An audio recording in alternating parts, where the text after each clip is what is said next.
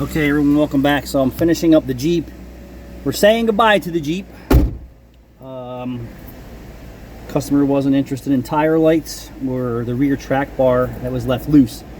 So on this Jeep, the owner said to me that they were having problems with death wobble, and I'm not sure what shop they used because they didn't give up names.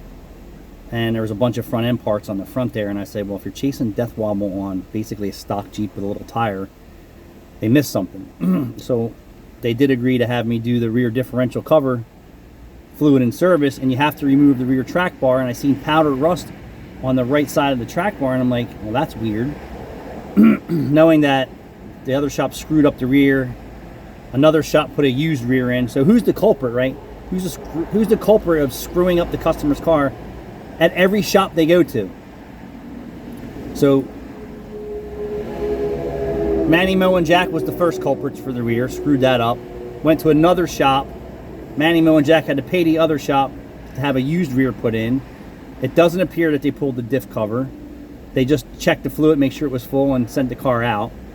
But they have to take the track bar off at least one side to do, yeah, so why would you take the passenger side track bar bolt off if you, and you only have to do the driver's side track bar, leave the track bar in the car, pull everything out? So that repair process doesn't make sense. So on a Jeep, you have a track bar bolt on the top right passenger rear and the driver's side lower on the rear. So if you're changing the rear end, you just take the driver's side bolt out, leave the track bar in place. So that tells me something else along the way wasn't right. The customer's been driving around with the rear track bar rattling and banging, off to another shop to try and correct death wobble. But when the rear of the vehicle center line is constantly moving, right? No different than the front track bar moving, you're chasing your tail. Like, this customer was doing this at all the other shops for screwed up work. And then I said, hey, I'm the guy to fix it and make it right for you. They were telling me no. They want to drive around with the rear track bar rattling. Well, I thought it was loose, but then again, you don't know at 114,000 miles of the track bar banging around with a loose bolt back there, right? Because that's what happens as the suspension is hitting. It's elongating the bolt holes, it's elongating the track bar hole, and sometimes it won't stay in position because it's already worn out. So I said, hey, I got to take the track bar out to do the diff cover service. It's already rattling. I advise you replace it. The customer declined it. How about this?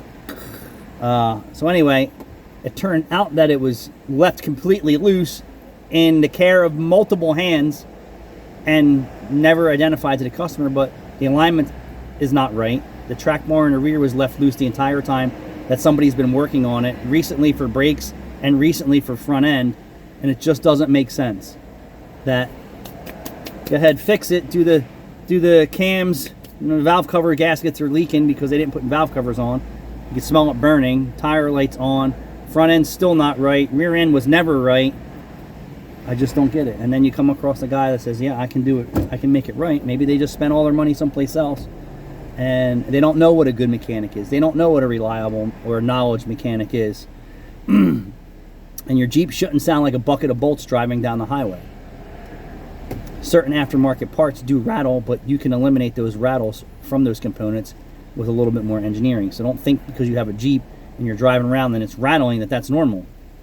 You didn't buy it rattling, therefore no matter what you do to it, it shouldn't be rattling. So like it's simple. And we had a Jeep a couple weeks ago. The car came here, the alignment was jacked, the center line of the vehicle was like this because they did a lift kit and they didn't do the track bars and brackets correct, front and rear, and the geometry was off.